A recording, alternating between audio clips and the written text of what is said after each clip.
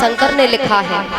शंकर ने खुद लिखी है श्री राम की कहानी, शंकर ने खुद लिखी है श्री राम की कहानी है। चार घाट इसमें बकता है चार ज्ञानी है, चार घाट इसमें बकता है चार ज्ञानी, शंकर ने खुद लिखी है श्री राम की कहानी, शंकर ने खुद लिखी है।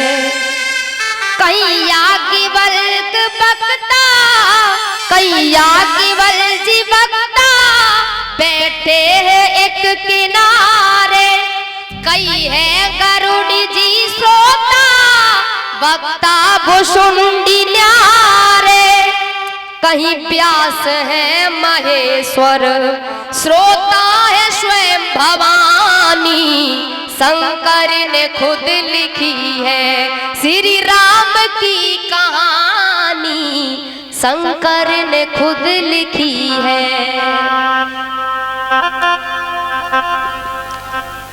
कारण भी यहाँ पूछे हैं कि भगवान का अवतार हुआ, क्योंकि सुना है कि वो तो निर्गुण है।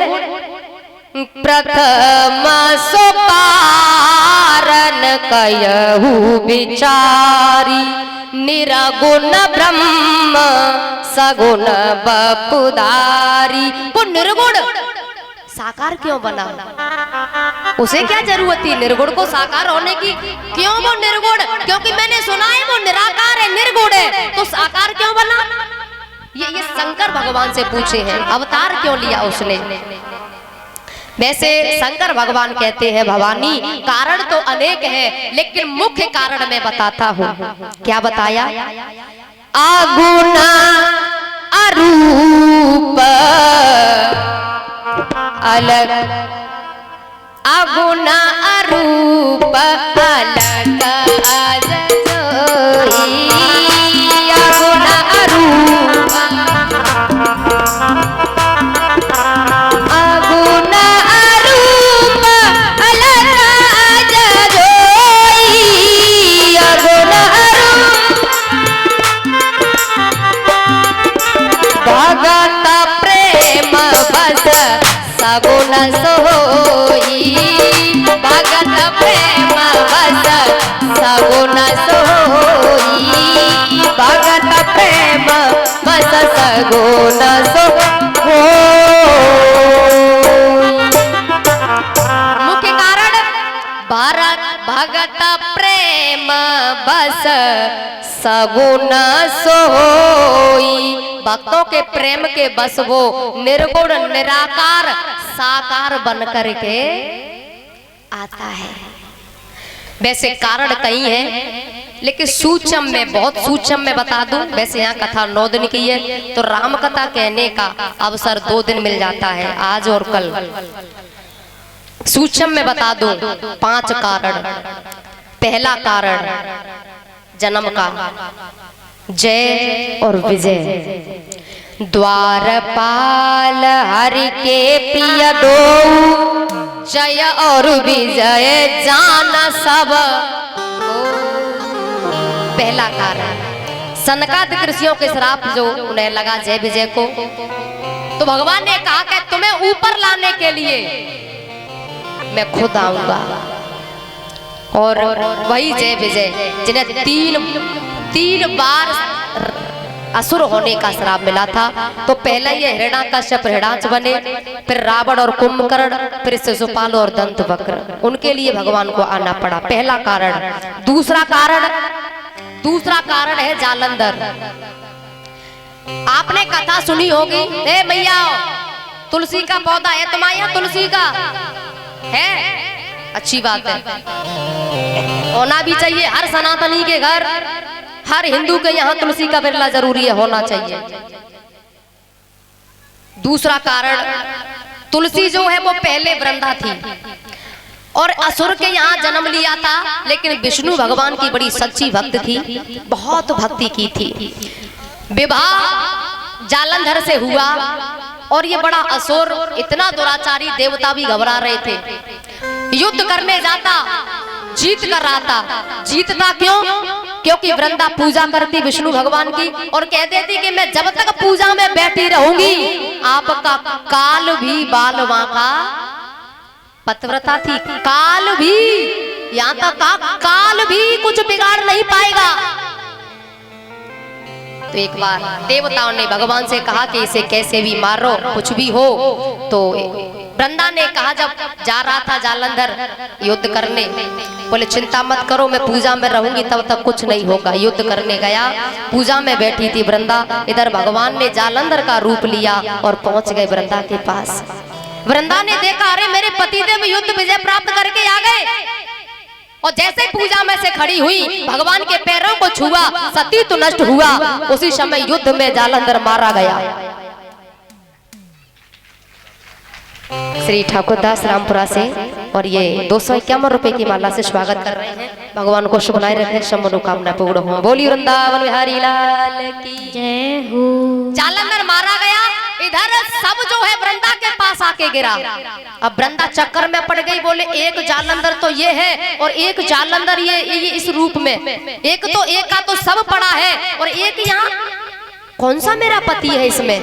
तब भगवान अपने स्वरूप में आए। जैसे ही वृंदा ने देखा कि भगवान ने मेरे साथ छल किया, कपट किया, अपने पति को देखा, लाश पड़ी है, सब पड़ा है, वृंदा को क्रोध आ गया और वृंदा ने श्राप दे दिया, मैंने तुम्हारी पूजा करी, इतना ध्यान किया, अरे तुमने दिया क्या, मेरे साथ छल किया, कपट किया, मैं श्राप देती हूँ, पत्थर के हो जाओ। ठाकुर जी पत्थर के बन गए। सालग्राम जी आप सब जानते हैं, सालग्राम पत्थर के बन गए भगवान। अब देवताओं में हाहाकार मच गई, सृष्टि में हाहाकार मच गई कि क्या होगा, अब सृष्टि कैसे चलेगी, सृष्टि रचयिता ही नहीं है, वो तो पत्थर के बन गए।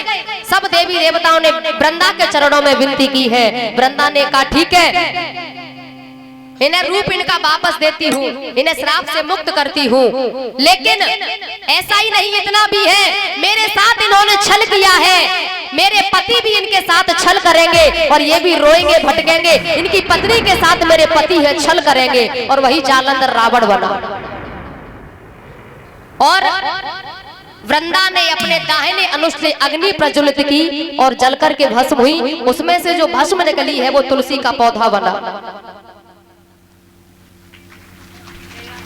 अच्छा, श्री मीना देवी जी नई वहां से पधारी हैं, बहुत दूर दूर से भक्त आ रहे हैं, मुझे आशीर्वाद दे रही हैं। 251 रुपए की माला से स्वागत कर रही हैं। भगवान को बनाए रखे, सब मनोकामना पूर्ण हो। बोली वृंदावन बिहारी लाल की जय हो।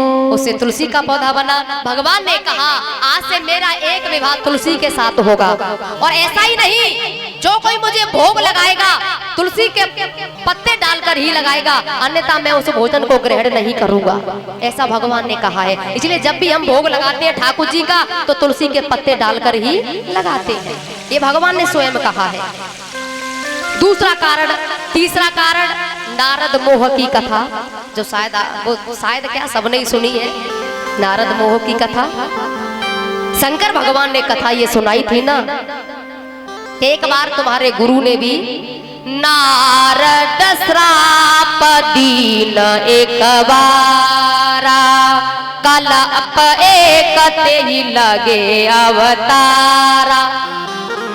एकदम जैसे ही सुनी तो देखिए गुरु भक्ति, गुरु के प्रति आस्था। तो भवानी क्या बोली है कि मेरे गुरुदेव ने श्राप दिया, जरूर भगवान ने कुछ अपराध किया होगा। का अपराध उमापति कीना, जरूर भगवान ने कोई अपराध किया होगा, जरूर किया होगा। और वो पूरी कथा विस्तार से सुनाई है, और इतना समय नहीं हो पाता है कि सभी कथाएं जो है विस्तार से हो जाएं, लेकिन नारद मोह की कथा आप सबने सुनी है।